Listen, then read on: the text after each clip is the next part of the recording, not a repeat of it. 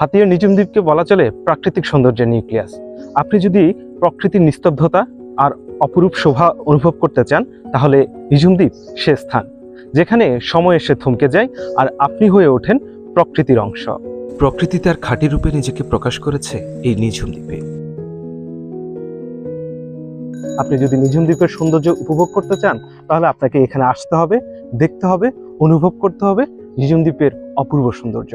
সবুজ ধানক্ষেত আর সুদূর দিগন্ত রেখা এ দ্বীপকে করে তুলেছে শান্তির ঠিকানা। আমরা ঢাকা থেকে আসছি মূলত নিঝুম দ্বীপের উদ্দেশ্যে। তো নিঝুম দ্বীপ তো আপনার আমরা বইয়ে শুনছি, তারপর হচ্ছে আপনার উইকিপিডিয়া বা আপনার বিভিন্ন ডকুমেন্টারি দেখছি, অনেক সুন্দর। সেই সুবাদে মূলত আসা, এবং আমরা যতটুকু জেনেছিলাম যে এটি হচ্ছে পিক টাইম, এখানে সব থেকে বেস্ট সিনারিগুলো এই সময় দেখা যায়। এখানে এসে বেশ চমৎকার দৃশ্য দেখলাম আমরা। তবে যারা কর্তৃপক্ষ আছে তাদের প্রতি আমরা দু একটা বিষয় আমি দৃষ্টি আকর্ষণ করতে চাই। সেটা হচ্ছে যে যেমন এখানকার যে যাতায়াত ব্যবস্থা, এটা যদি আর একটু উন্নত করা যায়, তাহলে যারা আসবে তারা আবার দেখা যাচ্ছে যে আবার খুব ভালো রিভিউ নিয়ে যাবে আর কি। নিঝুম দ্বীপ শুধুমাত্র প্রকৃতি প্রেমীদের জন্য নয়, যারা একটু নীরবতা আর নির্মল দিন কাটাতে চান তাদের জন্য আদর্শ গন্তব্য এই নিঝুম দ্বীপ। বাংলাদেশের উপকূলীয় অঞ্চল জুড়ে রয়েছে প্রকৃতির অপার সম্ভাবনা, আর প্রাকৃতিক সৌন্দর্যের নির্জন সাক্ষী এই নিঝুম দ্বীপ। নোয়াখালীর এক কোণে অবস্থিত এই হাতিয়া দ্বীপ যেন প্রকৃতির এক নিজস্ব ক্যানভাস। দ্বীপের স্থানীয় মানুষদের আতিথেয়তায় ভরপুর জীবন দ্বারা যে কোনো পর্যটককে মুগ্ধ করবে।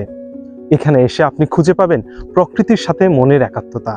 শীতকালীন সময়ে এই দ্বীপে এসে ভিড় করে দেশের বিভিন্ন প্রান্ত থেকে পর্যটকরা, কিন্তু সড়কের এই দুরবস্থা বা নাজুক পরিস্থিতির কারণে একবার আসার পর দ্বিতীয়বার আসার চিন্তা করেন না ওই সকল পর্যটকরা।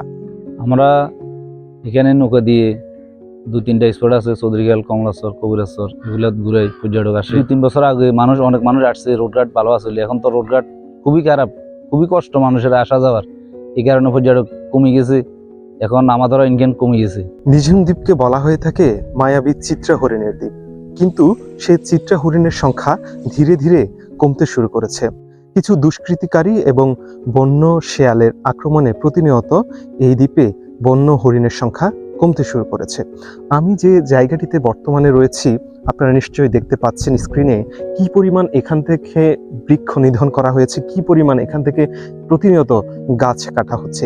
এভাবে যদি প্রতিনিয়ত গাছ কাটা হয়ে থাকে, তাহলে নিঝুম দ্বীপ এক সময় গাছ শূন্য হতে কিন্তু আর বেশি দেরি নেই। আসুন আমরা আমাদের এই প্রাণের দ্বীপকে বাঁচিয়ে রাখি। আমি এই মুহূর্তে আছি হাতিয়া দ্বীপের মুক্তারিয়া ঘাটে। এটি দীর্ঘ 1 দশক আগেও এই খালটির দূরত্ব ছিল 400 থেকে 500 মিটার, কিন্তু নদী ভাঙনের কারণে এটির দূরত্ব 1 কিলোমিটারে দাঁড়িয়েছে। আমি হলাম এখানের স্থানীয়। নিঝুম দ্বীপ প্রায় 1 লক্ষ প্লাস মানুষ বসবাস করে, কিন্তু এখানে কোনো চিকিৎসা নাই, বিশেষ করে ডেলিভারি রোগীদের জন্য কোনো সুব্যবস্থা নাই। এ পর্যন্ত আমার হাতে গোনা 11টা, এই 2-2.5 মাসের মধ্যে আমি 12 জন মহিলা পার করছি, নিচে জীবিত। কিন্তু 1 ঘন্টা পর ফোন করছে, ভাই আমরা ব্যাক করুম, আমাদের রোগীটা মারা গেছে। কিন্তু চিকিৎসা না থাকার কারণে রোডের অবস্থা তো আর বেহাল অবস্থা। রোডের কারণে অনেক সময় হাসপাতাল পর্যন্ত পৌঁছতে পারে নাই, হতে রোগী মারা গেছে। বিশেষ করে এই সামনে গেছে বুধবারে একজন মহিলা নৌকাতেই মানে এমন অবস্থা হয়েছে যে চিৎকার ফাঁসের 2-1 মাস কেঁদে দিছে ওর কান্না আহাজারিতে।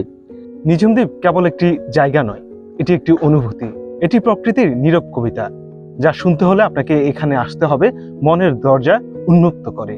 চলুন আমরা সবাই আমাদের এই দ্বীপকে ভালোবাসি, এই দ্বীপকে সংরক্ষণ করি। এতক্ষণ পর্যন্ত হাতিয়া ভয়েস এক্সপ্রেসের সাথে থাকার জন্য আমি সালমান মোহাম্মদ ফারাবী আপনাদেরকে ধন্যবাদ জানাই।